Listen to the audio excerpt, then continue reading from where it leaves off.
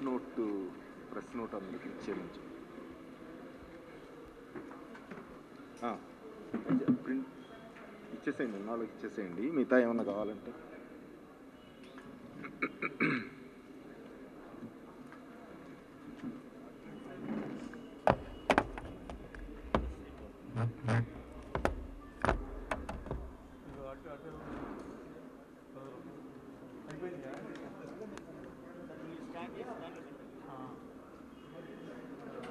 ఓకేనండి.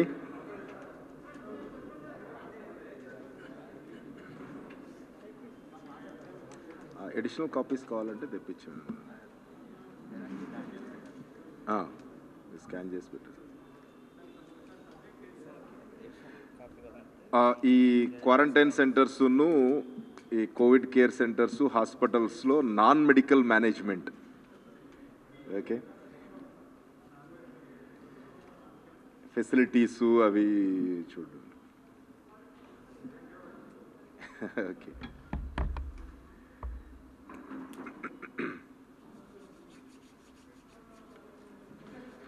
ఓకేనండి.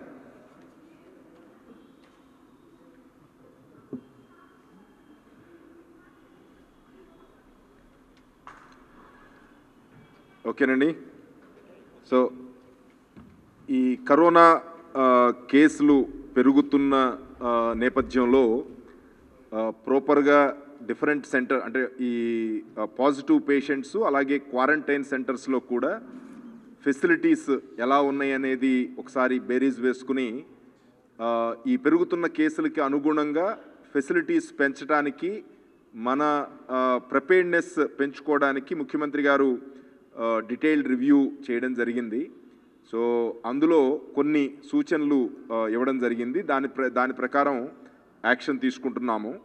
So first thing మనకి కోవిడ్ కేర్ సెంటర్స్ అంటే అందరినీ మనకు టోటల్గా ఈ హాస్పిటల్స్లో అందరినీ మనం అడ్మిట్ చేయడం కష్టమవుతుంది, బెడ్స్ అవైలబిలిటీ ప్రాబ్లం అవుతుంది. కాబట్టి మైల్డ్ సిమ్టమ్స్ అలాగే అసిమ్టమాటిక్, వాళ్ళకి ఏమి సిమ్టమ్స్ లేకోకుండా ఉన్నవాళ్ళు, వాళ్ళ ఇళ్ల దగ్గర గనక ప్రాపర్ ఫెసిలిటీస్ లేకుండా సెల్ఫ్ ఐసోలేషన్ గనక ఏమీ ఫెసిలిటీ లేకపోతే గనక వాళ్ళని మనం ఫెసిలిటీ క్రియేట్ చేయాలి. కాబట్టి అలాంటి వాళ్ళని, అలాగే మైల్డ్ సిమ్టమ్స్ ఓన్లీ ఫీవర్ కానీ, లైట్ ఫీవర్ ఉండి మేజర్గా చెస్ట్ కంజెషన్ కానీ, బ్రీతింగ్లో మేజర్ ప్రాబ్లమ్స్ కానీ లేని కేసులు ఏమన్నా ఉంటే కనుక అలాంటివన్నీ కూడా ఫస్ట్ కోవిడ్ కేర్ సెంటర్లో వాళ్ళని అడ్మిట్ చేసి, వాళ్ళకి ఏదైనా కనుక సిమ్టమ్స్ బాగా సీరియస్ అని అనిపిస్తే కనుక మైల్డ్ కానీ అంటే మోడరేట్ కానీ లేకపోతే బాగా క్రిటికల్గా కానీ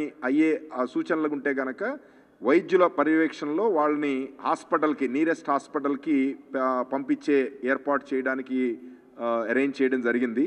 సో ప్రతి కోవిడ్ కేర్ సెంటర్ కూడా హాస్పిటల్కి 15 మినిట్స్లో చేరేటట్టు ఆర్గనైజ్ చేయడం జరిగింది, అంటే సెంటర్ లొకేషన్ని.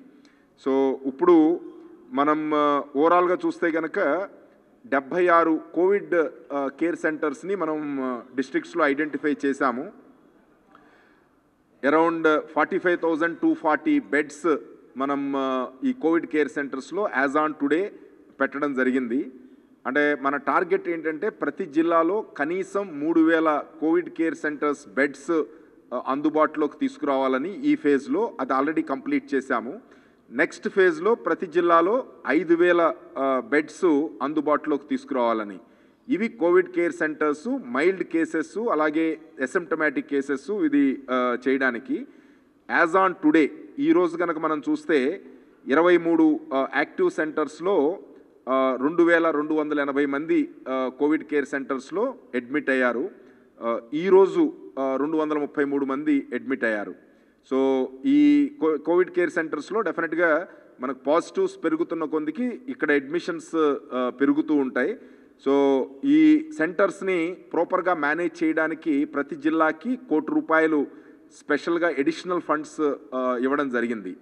ఈ ₹1,00,00,000 అక్కడ ప్రతి సెంటర్లో కూడా ఒక mobile x-ray machine, ECG machine and lab, అంటే వైటల్స్ మానిటర్ చేయడానికి ల్యాబ్ కావాల్సిన ల్యాబ్ ఏర్పాటు చేయడానికి ఖర్చు పెట్టడం జరుగుతుంది. దాంతోపాటు టాయిలెట్స్, అక్కడ టాయిలెట్స్ ఉంటే కనుక దాన్ని ఇంప్రూవ్ చేయడం, టాయిలెట్స్ లేకపోతే కనుక టాయిలెట్ బ్లాక్ కట్టడానికి ఏర్పాటు చేయడానికి ఈ డబ్బులు ఉపయోగించడం జరుగుతుంది. సో దీంతో పాటు అదర్ ఫెసిలిటీస్ అంటే ఫుడ్ కానివ్వండి, శానిటేషను, తర్వాత మెడికల్ టీమ్సు, ఇవన్నీ ఆటోమేటిక్గా ఉంటాయి. ప్రతి కోవిడ్ కేర్ సెంటర్స్లో 24/7 అంబులెన్స్లు కూడా అరేంజ్ చేయడం జరిగింది. ఎందుకంటే కొంచెం సిమ్టమ్స్ కొంచెం మోడరేట్ అండ్ హై లెవెల్కి వస్తే కనుక ఇమీడియట్గా వాళ్ళని హాస్పిటల్కి షిఫ్ట్ చేయడానికి. దీంతోపాటు మనకి ఈ కోవిడ్ హాస్పిటల్స్లో మీ అందరికీ తెలిసిందే 74 కోవిడ్ హాస్పిటల్స్లో 5,874 మంది పేషెంట్స్ ఇప్పుడు ట్రీట్మెంట్ తీసుకుంటున్నారు. దీంతోపాటు మనకి 116 క్వారంటైన్ సెంటర్స్లో 9,421 మంది క్వారంటైన్స్లో ఉన్నారు. ఈరోజు డిశ్చార్జెస్ కనుక చూసుకుంటే 9,046 మంది ఎఫెక్టివ్గా ఈ టైంలో ఉన్నారు. సో ఈ క్వారంటైన్ సెంటర్సు అలాగే కోవిడ్ కేర్ సెంటర్స్లో కూడా ఫుడ్ క్వాలిటీ అలాగే శానిటేషన్ మెయింటెనెన్స్ కొన్ని సెంటర్స్లో బాగోలేదనేది ఫీడ్బ్యాక్ వచ్చిన దాని మీద ముఖ్యమంత్రి గారు చాలా డీటెయిల్డ్గా రివ్యూ చేసి చాలా స్పష్టమైన ఆదేశాలు ఇవ్వడం జరిగింది. జాయింట్ కలెక్టర్ డెవలప్మెంట్ అంటే మనం జాయింట్ కలెక్టర్స్ 3 జాయింట్ కలెక్టర్స్ని ప్రతి జిల్లాలో నియమించడం జరిగింది. సో జాయింట్ కలెక్టర్ డెవలప్మెంట్కి Covid care centres, quarantine centres responsibility create చేస్తూ టోటల్గా ఫుడ్ సప్లై కానీ, శానిటేషన్ కానీ, మెడికల్ టీమ్స్ ప్రాపర్గా ఉన్నాయా లేదా అని కానీ, అలాగే సెంటర్ ఇన్ఛార్జెస్ ప్రాపర్గా పనిచేస్తున్నారా లేదా అని, అలాగే మెనూ ప్రాపర్గా డిస్ప్లే అయ్యిందా లేదా, ఆ మెనూ ప్రకారం ఫుడ్ పెడుతున్నారా, టైంలో పెడుతున్నారా లేదా అనేది, water and other facilities, toilet facilities అన్నీ కూడా ప్రాపర్గా ఉన్నాయా లేదా అనేది జాయింట్ కలెక్టర్ డెవలప్మెంట్ని రెస్పాన్సిబుల్గా పెడుతూ అతనికి దగ్గర కొంత nodal officers, district nodal officers పెట్టి ప్రతి సెంటర్కి కూడా సెంటర్ ఇన్ఛార్జెస్ని సఫిషియెంట్లీ సీనియర్ ఆఫీసర్స్ని పెట్టి మేనేజ్ చేయడానికి ఇన్స్ట్రక్షన్స్ ఇవ్వడం జరిగింది. సో ఇందులో మనం ఒక థర్డ్ పార్టీ అంటే ఇండిపెండెంట్గా ఒక సర్వే చేశాము. ప్రతి సెంటర్ వైజు ఈ పర్టికులర్ ఫెసిలిటీస్ శానిటేషన్ కానీ, అలాగే ఫుడ్ కానివ్వండి, మెడికల్ ఫెసిలిటీస్ కానివ్వండి, అండ్ సెంటర్ ఇన్ఛార్జ్ అవైలబిలిటీ కానివ్వండి, ఇవన్నీ కూడా ఎలా ఉన్నాయి. అలాగే బిల్స్ పెండెన్సీ కొన్ని చోట్ల రకరకాల కారణాల వలన, అడ్మినిస్ట్రేటివ్ రీజన్స్ వలన, సెంటర్ ఇన్ఛార్జ్ ప్రాపర్ టైంలో బిల్స్ పెట్టకపోవడం వలన ఆల్మోస్ట్ 1-2 నెలల వరకు కూడా బిల్స్ పెండింగ్ ఉన్నాయి అనేది ముఖ్యమంత్రి గారి దృష్టికి వచ్చింది. దాన్ని ఇమీడియట్గా ఈ 15కి ఈ నెల 15కి జూన్ 30వ తారీఖు వరకు ఉన్న బిల్స్ అన్నీ కూడా పెట్టేటట్టు, ఆ పెట్టిన బిల్స్ పేమెంట్స్ ఇచ్చేటట్టు ఏర్పాటు చేయమని ఆదేశాలు ఇచ్చారు. దాని ప్రకారం మార్నింగ్ అందరూ జాయింట్ కలెక్టర్సు అలాగే డిస్ట్రిక్ట్ నోడల్ ఆఫీసర్స్తో వీడియో కాన్ఫరెన్స్ పెట్టడం జరిగింది. సో ఇందులో ప్రధానంగా మేము చర్చించింది ఫుడ్ క్వాలిటీ బాగుండాలి, క్వాంటిటీ బాగుండాలి, ప్రజెంటేషన్ అంటే సర్వ్ చేసే పద్ధతి. కొన్ని సెంటర్స్లో ఆల్మోస్ట్ ప్లాస్టిక్ సంచులతో మూటల్లాగా కట్టివ్వడం, అలా రకరకాల అన్ని ప్రతి సెంటర్ వైజ్ మనం ఫోటోలు కూడా తెప్పించాము, ఎలా సర్వ్ చేస్తున్నారు, ఎలా ఉంది ఏంటి అనేది. సో ఇవన్నీ కూడా ఒక యూనిఫామ్ స్టాండర్డైజ్ చేసి ఐఆర్సిటీసీ హెల్ప్ తీసుకుని, అంటే వాళ్ళు కాంట్రాక్ట్ అని కాదు, అట్లీస్ట్ ప్యాకింగ్ మెథడ్స్ కానివ్వండి, అవి రైల్వేసు వీళ్ళకి చాలా మన లార్జ్ నెంబర్ హ్యాండిల్ చేసే కెపాసిటీ ఉంటుంది కాబట్టి వాళ్ళ అడ్వైస్ కూడా తీసుకుని మనం ఈ గైడ్లైన్స్ ఇవ్వడం జరిగింది. So quality of food, quantity, అలాగే మనం మెనూ కంపల్సరీగా డిస్ప్లే చేసి మెనూ ప్రకారం మనం ఇచ్చేటట్టు. అంటే నేను ఆల్మోస్ట్ 27 years ఎక్స్పీరియన్స్ ఉంది సర్వీస్లో. డిఫరెంట్ కెలామిటీస్ చూసాము, డిఫరెంట్ సిచ్యువేషన్స్ చూసాము. ఎప్పుడు కూడా ఒక పర్సన్కి రోజుకి 500 రూపాయల వరకు ఫుడ్ అండ్ అదర్ ఎక్స్పెండిచర్స్ మనం చేయడం అనేది it is a first time. మనం అంటే బేసిక్గా వాళ్ళ ప్రోటీన్ ఫుడ్ రిక్వైర్మెంట్ని దృష్టిలో పెట్టుకుని, వాళ్ళ వెల్ బీయింగ్ని దృష్టిలో పెట్టుకుని ముఖ్యమంత్రి గారు చాలా లిబరల్గా మనం డబ్బులు ఖర్చు పెట్టడానికి ముందుకు వచ్చినప్పుడు అది నిజంగా గనక మనం ఆ టైప్ ఆఫ్ ఎక్స్పెక్టేషన్ క్వాలిటీకి గనక మనం రీచ్ అవ్వకపోతే గనక ఆఫీసర్స్గా ఫెయిల్ అయినట్టే అనే ఉద్దేశంతో అందరినీ కూడా మోటివేట్ చేయడం, అలాగే ఎక్కడైతే బ్యాడ్ క్వాలిటీ ఉందో ఈరోజు కొంతమందికి మెమోస్ కూడా ఇవ్వడం జరుగుతోంది. సో డెఫినెట్లీ వాళ్ళకి చెప్పాము నెక్స్ట్ మళ్ళీ ట్యూస్డేకి సెకండ్ రౌండ్ ఆఫ్ ఫిజికల్గా ర్యాండమ్ చెకింగ్ చేసి థర్డ్ పార్టీ మనం ఫీడ్బ్యాక్ తీసుకుంటామని. అప్పటికి కూడా సిచ్యువేషన్ కనుక ఇంప్రూవ్ అవ్వకపోతే కనుక డిసిప్లినరీ యాక్షన్ తీసుకోవడంతో పాటు ఈవెన్ ఎవరైతే కాంట్రాక్టర్స్ వీళ్ళు మిస్బిహేవ్ చేస్తున్నారో, ప్రాపర్గా క్వాలిటీ మెయింటైన్ చేయట్లేదో వాళ్ళని టెర్మినేట్ చేయడమే కాకుండా బిల్స్ మీద వాటి మీద కూడా పెనాల్టీ వేసి యాక్షన్ తీసుకుంటామని చాలా స్పష్టంగా చెప్పడం జరిగింది.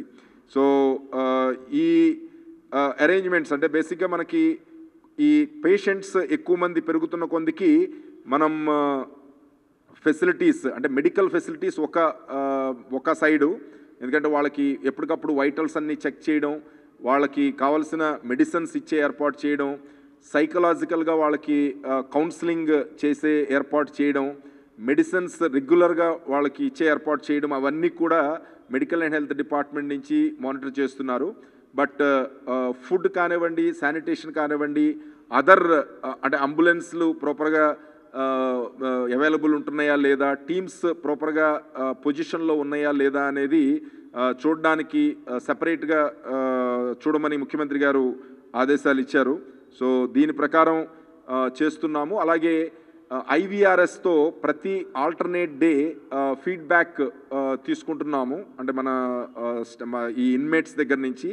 సో ఐవీఆర్ఎస్లో కొంతమంది కంఫర్టబుల్గా ఉండరు కాబట్టి మన స్టేట్ కంట్రోల్ రూమ్ నుంచి ర్యాండమ్గా అట్లీస్ట్ కొన్ని సెంటర్స్ ర్యాండమ్గా ప్రతి సెంటర్లో ఒక 10 మెంబర్స్ని, ఎందుకంటే సెంటర్లో ఒకళ్ళిద్దరిని మాట్లాడితే కనుక వాళ్ళు వాళ్ళ పర్సనల్ ప్రిఫరెన్సెస్ని బట్టి బాగాలేదనో బాగుందనో చెప్పేస్తే బాగోదని ఒక్కొక్క సెంటర్లో కనీసం ఒక 10 మందిని ర్యాండమ్గా ప్రతిరోజు ఆ సెంటర్ కాకుండా సెంటర్స్ మారుస్తూ ఇక్కడ స్టేట్ కంట్రోల్ రూమ్ నుంచి ఆపరేటర్స్ని పెట్టి ఒక 6 ఐటమ్స్ మీద, అంటే ఫుడ్ మీద, శానిటేషన్ మీద, availability of doctors, availability of personal, water availability, toilets maintenance, ఈ టైప్లో ఒక 6 అంశాల మీద మనం ఫీడ్బ్యాక్ తీసుకోవడం జరుగుతోంది.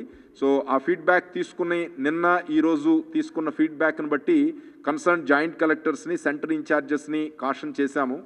డెఫినెట్గా ముఖ్యమంత్రి గారి ఆదేశాల ప్రకారం నెక్స్ట్ 2 to 3 డేస్లో ఈ క్వాలిటీ కన్సిస్టెన్సీ క్వాలిటీ పెంచడం, అలాగే స్టాండర్డైజ్ చేయడం, ఈ పర్టికులర్ మెనూ కానివ్వండి, way in which we are presenting అంటే వాళ్ళకి సప్లై చేసే మెథడ్ కానివ్వండి, ఇది చేయడానికి ఏర్పాటు చేయడం జరిగింది.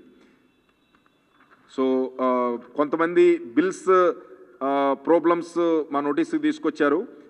సో అవి కొన్ని టెక్నికల్ ఇష్యూస్ వలన ప్రాబ్లం వచ్చింది, ఎందుకంటే ఆఫీసర్స్ పేరు మీద బిల్స్ పెట్టడం జరిగింది, కాంట్రాక్టర్ పేరు మీద కాకుండా. సో న్యాచురల్గా ఫైనాన్స్ డిపార్ట్మెంట్ ఆఫీసర్స్ పేరు మీద, తహసీల్దార్ పేరు మీద కానీ, మున్సిపల్ కమిషనర్ పేరు మీద కానీ బిల్స్ పెడితే కనుక అది పాస్ చేయమని చాలా క్లియర్గా చెప్పారు. ఓన్లీ కాంట్రాక్టర్ వెండర్ ఎవరైతే వాళ్ళ పేరు మీద కనుక పెడితే కనుక ఇమ్మీడియట్గా 24 అవర్స్లో క్లియర్ చేయడానికి గ్రీన్ ఛానల్గా చేయడానికి ముఖ్యమంత్రి గారు ఆదేశాలు ఇచ్చారు. ఆ రకంగా పేమెంట్స్ రెగ్యులర్గా మానిటర్ చేయడం జరుగుతోంది. సో క్వారంటైన్లో ఇప్పుడు మన అదర్ స్టేట్స్ నుంచి మన స్టేట్కి వచ్చే వాళ్ళని హై రిస్క్ స్టేట్స్ కొంత క్వారంటైన్ కంపల్సరీ చేశాము. బట్ ఆ గైడ్లైన్స్ కూడా కొంత మారుస్తున్నాము. ఇప్పుడు చీఫ్ సెక్రటరీ గారి దగ్గర ఫైల్ ఉంది. సో బయట స్టేట్స్ నుంచి వచ్చే వాళ్ళకి 10% ర్యాండమ్ చెక్ చేస్తూ 100% మెంబర్స్ని క్యాప్చర్ చేయడం క్యూఆర్ కోడ్ బేసిస్ మీద. మనం ఈ పాస్ ఇచ్చినప్పుడు దాని మీద క్యూఆర్ కోడ్ ఆటోమేటిక్గా ప్రింట్ అయ్యేటట్టు పెట్టాము. సో ఎనీ మొబైల్ ఫోన్ నుంచి, స్మార్ట్ ఫోన్ నుంచి క్యూఆర్ కోడ్ క్యాప్చర్ చేయడం చాలా ఫాస్ట్గా చేసేయచ్చు. కాబట్టి ప్రతి పర్సన్ కూడా అతను inter state border check points నుంచి కానీ, లేకపోతే కనుక ఎయిర్పోర్ట్ నుంచి కానీ, డొమెస్టిక్ ఎయిర్పోర్ట్ కానివ్వండి, రైల్వే స్టేషన్ కానివ్వండి, సో ఈ 3 పద్ధతులుగా ఏ పద్ధతిలో వచ్చినా సరే 100% మెంబర్స్ది ఈ పాస్ బేసిస్ మీద మనం క్యూఆర్ కోడ్ బట్టి వాళ్ళ డేటా క్యాప్చర్ చేస్తూ 10% మెంబర్స్ని మనం టెస్ట్ చేస్తూ ఈ 100% మెంబర్స్ డేటా అంతా కూడా ఎంఎస్ఎస్ వెబ్సైట్లో ఏఎన్ఎంస్ అలాగే ASHA workers village and ward secretariat వాళ్ళ అందుబాటులో ఉండేటట్టు వాళ్ళకి ఆ పర్టికులర్ ఏరియాలో ఎంతమంది బయట నుంచి వచ్చారు అనేది ఎప్పటికప్పుడు తెలిసేటట్టు మనం డిజైన్ చేశాము.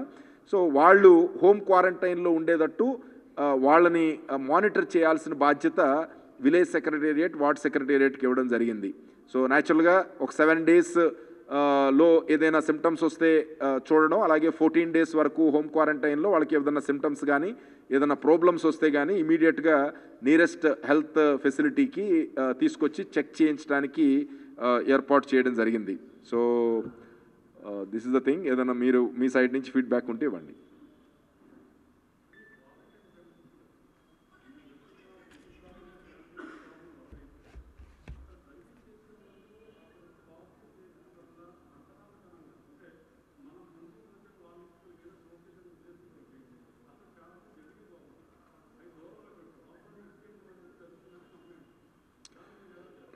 యా, అంటే ఇప్పుడు లెట్ us ఆల్సో అండర్స్టాండ్ అండి. ఇప్పుడు ఇది ఈ nature of problem physical distance maintain చేయాలి.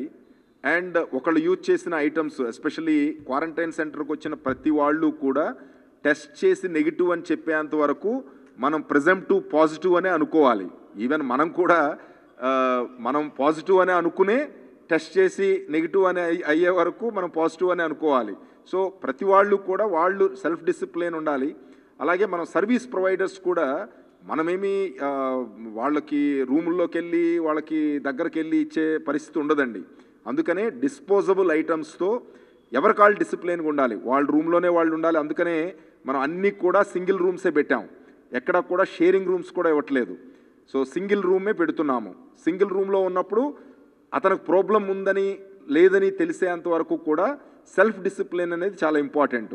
ఫుడ్ డోర్ దగ్గర పెట్టడం జరుగుతుంది, అది తిన్న తర్వాత ప్లేట్స్ అవి బయట పెట్టేస్తే అది క్లీన్ చేయడం జరుగుతుంది. సో అలాగే వాళ్ళ రూమ్ కానీ అవి కానీ క్లీనింగ్ వాళ్ళే చేసుకోవాలి. సో న్యాచురల్గా ఎక్కడైనా ఇంటర్నేషనల్గా ప్రోటోకాల్ అదే. సో ప్రతి వాళ్ళు వెళ్ళి వచ్చి ఎవరు చేస్తారండి, మనం వెళ్ళి చేయాలనుకుంటే మనం వెళ్తామా ఈ రిస్క్ తీసుకుని? సో అందుకనే ఏంటంటే వాళ్ళ డిసిప్లిన్ ప్రకారం వాళ్ళకి మెడిసిన్స్ అందేటట్టు చూడడం, ఫుడ్ అందేటట్టు చూడడం, వాటర్ సఫిషియెంట్గా ఉండేటట్టు చూడడం, అలాగే వాళ్ళకి అదర్ సపోర్ట్ ఏదన్నా కావాలంటే ఇవ్వడం. అంతవరకు డెఫినెట్గా చేస్తారు. ఎక్కడైనా కనుక చెదురుమదురు కొంత ఇల్ ట్రీట్ చేసినట్టు మా నోటీస్కి వస్తే డెఫినెట్గా యాక్షన్ తీసుకోవడం జరుగుతుంది. అందుకనే ఐవీఆర్ఎస్ ఫీడ్బ్యాక్తో పాటు ఐవీఆర్ఎస్లో కొంతమందికి కంఫర్ట్ ఉండదు కాబట్టి మేము ఫిజికల్గా ప్రతి సెంటర్లో ఒక 10 మందిని అంటే ర్యాండమ్గా సెంటర్ సెలెక్ట్ చేసుకుని 10 మందితో మాట్లాడుతున్నాం. మనకు దగ్గర ఉన్న డేటాబేసు వాళ్ళ ఫోన్ నెంబర్స్ని బేస్ చేసుకుని. సో నిజంగా అలాంటివి ఏమన్నా మన నోటీస్కి వస్తే కనుక చాలా స్ట్రిక్ట్ యాక్షన్ తీసుకోవడం జరుగుతుంది. ఏమండి?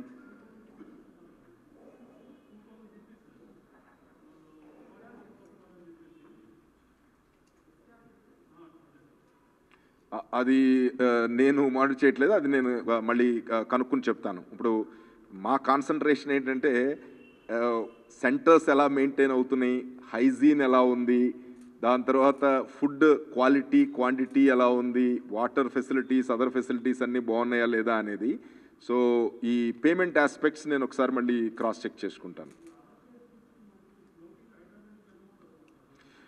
సో టోటల్గా ఇంటర్స్టేట్ బోర్డర్ చెక్ పాయింట్స్ నుంచి లాస్ట్ వీక్ యావరేజ్ 4600 మెంబర్స్ వచ్చారు జనరల్గా. అండ్ 2000 మెంబర్స్ ట్రాన్సిట్ పాసింజర్స్ ఉన్నారు. అంటే మన స్టేట్లో కాకుండా మన స్టేట్ దాటి వెళ్ళేవాళ్ళు 2000 మెంబర్స్, ఆల్మోస్ట్ అరౌండ్ 6600 యావరేజ్. ఒక్కొక్క రోజు మండే చాలా ఎక్కువ ఉంటున్నారు, మిగతా కొన్ని రోజుల్లో తక్కువ ఉంటున్నారు. ఇది యావరేజ్గా. తర్వాత రైల్వే ద్వారా అరౌండ్ 6000 నుంచి 7000 మెంబర్స్ ఇన్కమింగ్ పాసింజర్స్ ఉంటున్నారు. మనకి 18 స్టాప్స్ ఉన్నాయి రైల్వేస్లో. 22 ట్రైన్స్ అంటే 11 pairs up and down 22 trains వస్తున్నాయి. ఈ 22 ట్రైన్స్కి మనకి అరౌండ్ 7000 మెంబర్స్ యావరేజ్గా పర్ డే వస్తున్నారు.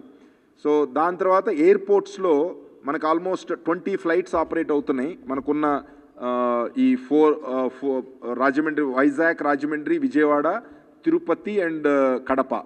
సో ఈ ఎయిర్పోర్ట్స్లో సుమారు 1300 నుంచి 1500 మెంబర్స్ ప్రతిరోజు వస్తున్నారు. సో ఓవరాల్గా చూస్తే కనుక అరౌండ్ 11 ఆల్మోస్ట్ 13,000 నుంచి 15,000 వరకు డిఫరెంట్ స్టేట్స్ నుంచి మనకు వస్తున్నారు. ఫస్ట్లో మనం హై రిస్క్ స్టేట్స్, లో రిస్క్ స్టేట్స్ అని పెట్టాము. ఒక 6 స్టేట్స్ని హై రిస్క్ జోన్స్ కింద పెట్టాము. బట్ ఆ టైంలో మనం తెలంగాణ అండ్ కర్ణాటక మనం లో రిస్క్లో పెట్టాము. కానీ ఇప్పుడు ఆ క్లాసిఫికేషన్ మార్చేసాము, ఎందుకంటే అన్నీ హై రిస్కే. ఇప్పుడు తెలంగాణలో మనం చూస్తున్నాము పాజిటివ్ పర్సంటేజ్ పెరిగింది, అలాగే బెంగళూరు కూడా బాగా పెరిగింది.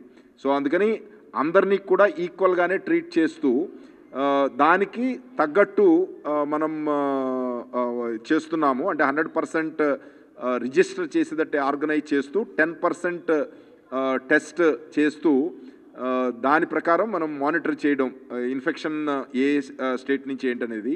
మనకి ఇంటర్నేషనల్ పాసింజర్స్ చూస్తే కనుక ఆల్మోస్ట్ ఇప్పటి వరకు 13,000 మంది పాసింజర్స్ మనకి ఇంటర్నేషనల్ ట్రావెలర్స్ వచ్చారు 2 ఎయిర్పోర్ట్స్లో, మన వైజాగ్ అండ్ విజయవాడ.